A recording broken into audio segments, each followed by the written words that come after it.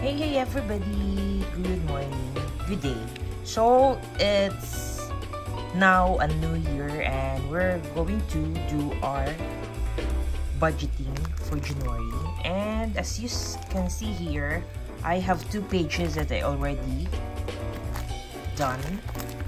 So on the first page, eto yung mga budget natin. Nakaka-categorize na siya, guys. Ayan.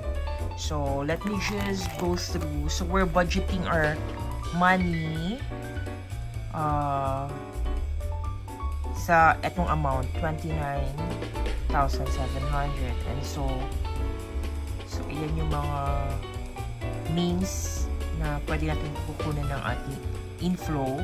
So, hindi ko pa alam kung ano yung matitirang cash sa akin this end of the year ng 2024. And then, sinulat ko na dito guys yung aking mga goals. So, meron pa rin tayo. Pero masyado lang mababa guys, para lang just, so, diba ayan, parang nagsisave na ko ng 10 pesos kada buwan. Pwede ko rin siyang i-increase kung may matira pa tayong pera. Okay, so we have our trust fund or business. Yung yard namin, yung yard kasi namin, paplano kong semento na lang yung magiging post na para hindi siya masira yung cyclone. So, yun, mali lang ako doon. So, dapat pala, ginawa ko na siya to start pala. And then, of course, we have our emergency fund, our vacation, education. Di ako nagbabago ng education. As easy yan kasi usually, the tuition kasi ng aking anak, diyan ko kinukuha sa education. So, usually, ang tuition niya, nasa mga 2-4. So, meron tayong excess na 100. So, yun, napupunta siya sa ating educational fund. I have my insurance, 100. Ang nilalagay natin. Health, okay. Tapos, mga services. I'm planning to buy sana aircon next year. So, naglagay ako dito ng 10. Eyeglasses, papagawa ko yung eyeglasses ko. And then, meron akong accessory kasi meron na pumili kami ng printer this year. So, kailangan siya ng mga, syempre yung mga sa ink niya, maintenance, and then sa family. And then, ito naman, nagsisave din tayo for sa child natin, just in case meron siya mga gustong bilhin ng mga clothes, yan, mga accessory niya, cushion. So, pang dagdag yan, just in case kailangan natin. Tapos, nag-increase ako ng birthday fund natin to 1.8 kasi medyo kulang pala yung wifi last year. Sa car, personal din. So, meron tayo. So, masyadong maliliit lang yung mga funds natin, guys. Kasi, ito lang talaga yung achievable. Diba, dapat smart tayo. Should be specific, measurable, achievable, realistic siya, and time-bound. So, realistic na to actually. Kasi 10 pesos. Ano man lang yung 10 pesos, diba? So, we have household 10, Valentine's 150, mga reunion sa amin, 150. Baka i-increase ko siya next year kasi dalawa pala yung tinitingnan kong reunion. So, we have investment.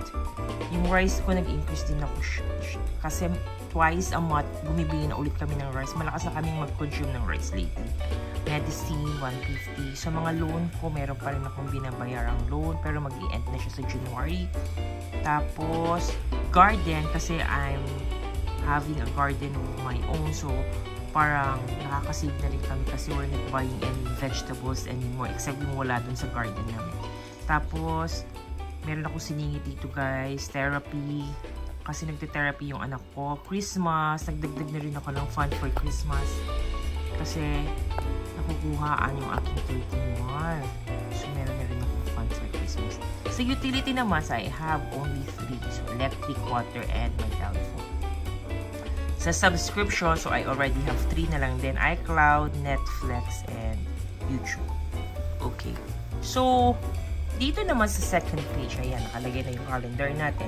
So, you will see here, meron akong mga ni-note ko na kung kailan siya magkakaroon ng deduction sa aking calendar.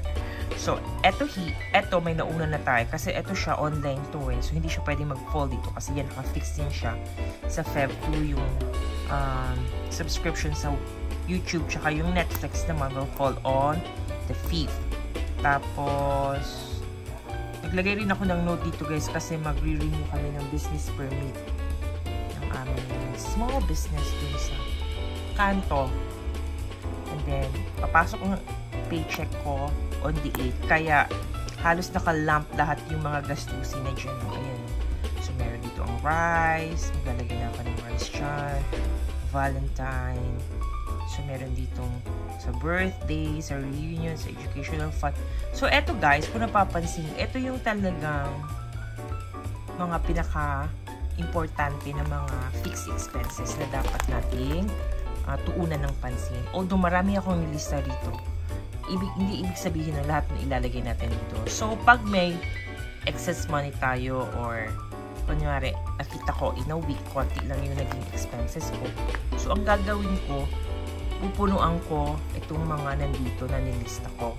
But, here on the calendar, on our budget calendar, yan talaga yung mga dapat nating bigyang tuon or pansin. Na yan talaga yung mga gagastusan natin for the month of January. Ayan. So, naka-lay down na sila para hindi ko sila ma-miss. So, ni-expect ko rin kasi last year, it falls in January, meron akong gagawing payment or registration ng aming sasakyan. So, out of budget din actually guys. Out of budget. So, eto, kukunin natin to sa mga emergency fund natin na itatabi natin. Ayan. So, yan ang pag-budget na ginagawa ko. So, I make it sure lahat ng na itatabi kong pera, meron siya pinaglalaanan. Hindi yung parang spend na lang tayo ng spend. So, bakit nga pala kami bumili ng printer? Kasi si Sarah, lumalaki na siya. Tsaka yung mga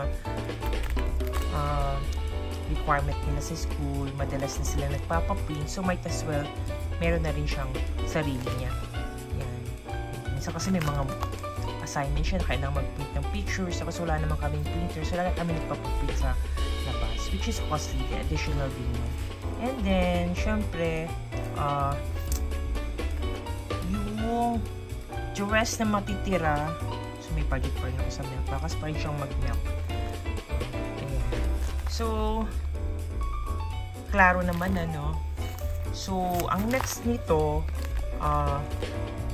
maglalagay tayo ng mga cash natin sa kanilang mga envelopes. So, lahat kasi ito, may mga envelopes. Pakita ko lang sa inyo guys ang ating expense category. So, same pa rin ang aking expense category. In fact, may mga dinagdag ako. For instance, here. Ito. Gardening. Ayan. So, mga utility ng gardening, seeds, accessory. Ayan. Land tax. Tama pala, land tax. Sa market naman guys, ito yung naka-quantify sa market ko. Mga seafoods, vegetables, fruits, and meat. Out siya dun sa, minsan out siya dun sa talagang budget for the grocery. Ayan. So, dapat tanggalin ko na pala itong palengke. So, same pa rin ang food. Of course, nandiyan yung Food Panda. Yung utility natin, tatlo na lang. We have our savings. Ayan. Yung nadadagdagan siya. Itong prime ko, wala na yan. So, tatlo na lang yun siya. Miscellaneous, whatever na wala dito, unbudgeted, or wala dito sa category na pinofall ko siya under miscellaneous.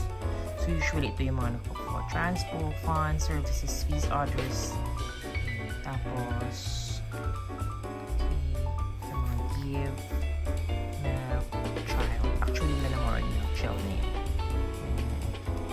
So, yan yung ating expense category. So, same lang as last year. Actually, is the last year amount. So, let me show you again. So, pasensya na sa aking background, guys. Very messy talaga ang aking table. See, gamit na gamit yung notebook na to. I like this big notebook talaga na ganito. Kasi marami akong nasusulat. Kasi may December natin. Okay, here's our December. So, tataka kayo, Wala pa tong sulat kasi andun sa phone ko. Nililipat ko din kasi dito sa phone yung mga expenses na. Okay? So, I'm filming this video on this day. So, susulat ko dyan kung ano yung mga naging gastos namin kahapon. And, yeah. We're almost through with December. Ayan. So, may mga naka-highlight din. Yung mga naka-orange yan yung mga may mga funds tayo. The yellow ones or green ones, yan yung mga expenses natin. Tapos, ang yellow dapat income para makita agad siya. Ayan. So, yung mga naka-enclose, kung napapansin nyo, naka-enclose, meaning hindi ako gumamit ng cash, kundi nag-credit card ako. Ayan. So, kaya siya naka-enclose ang amount kasi hindi ko charge as is. So, mag-reflect siya for next year. So, pag check ako ng aking amount sa aking mga credit card. So, pwede kong ibangga dito kung tama yung mga nandun. Ayan. So, start na yung mga therapy ng anak ko. So, additional gastos din siya, guys. So, kailangan mo talaga siyang bigyan ng budget kasi mapapagastos ka. In fact, itong next kong pagsusulatan for this year. Ayan, guys. Gamit na gamit sa, ano to notebook to ng anak ko nung nursery pa siya. So, ayan siya. Ginamit ko siya kasi sayang naman yung mga remaining pages. Hindi naman siya mapupuno. Kasi yung iba, pang gagamitan ko pa rin naman ito. Kasi dun sa old kasi na notebook, meron pa rin dun yung mga sinulat ko before na kailangan natin ituloy. So, eto, backup. Eto siya, more on mga budget calendar na lang ito. Eto naman, yung mga accounts natin. Eto siya magiging monthly expenses natin. So, papakita ko to sa inyo next natin na vlog kung ano isusulat natin siya. So, sayang kasi ang notebook. So, make use of what you have on hand. Basta, if you're doing your budgeting, make sure na malaki ang notebook nyo para pag nagtumingin kayo, mas madaling mag-analyze, diba? Ng inyong mga gastusin. Ito, makikita nyo, wala akong no expenses here. So, merong mga quite few na walang na gastos, which is very good.